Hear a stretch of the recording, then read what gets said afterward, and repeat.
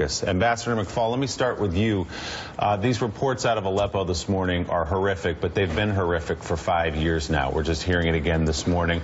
Sergei Lavrov, the foreign minister for Russia, said on Friday that the airstrikes of Aleppo will continue until the, quote, bandits have been run out of town. Presumably those bandits are the women and kids and the doctors who are getting killed today. What more can be done now at this late hour?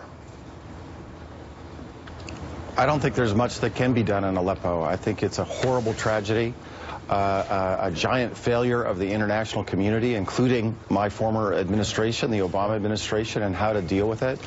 But there's no good options now there. I think moving forward, it'll be interesting to see what happens in the rest of the country as we continue our operations against ISIS. But what happens when we achieve victory? What happens when we take Raqqa? Do we just hand it over to Mr. Assad now in the new Trump administration?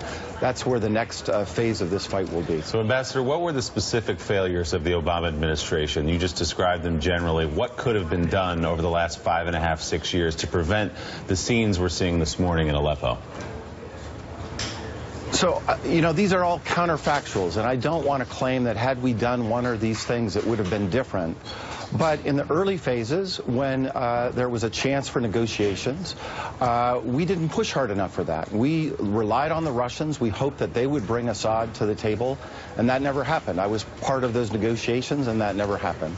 Second, there was a red line drawn about weapons of mass destruction, and the president, after they used those weapons of mass destruction, decided not to use force. I think that was a big mistake. Even some of that force, maybe it wouldn't have gotten rid of weapons of mass destruction or stopped Mr. Assad, but even taking out some airplanes and taking out some air bases might have reduced the carnage in Aleppo. And third, remember, Russia is one of the partners bombing Aleppo. Russia is one of the people attacking these civilians that you just reported on. And we have tried to negotiate with Russia, and I fear moving forward that we're even going to negotiate with them more, and we're going to accept their narrative in Syria in the new Trump administration.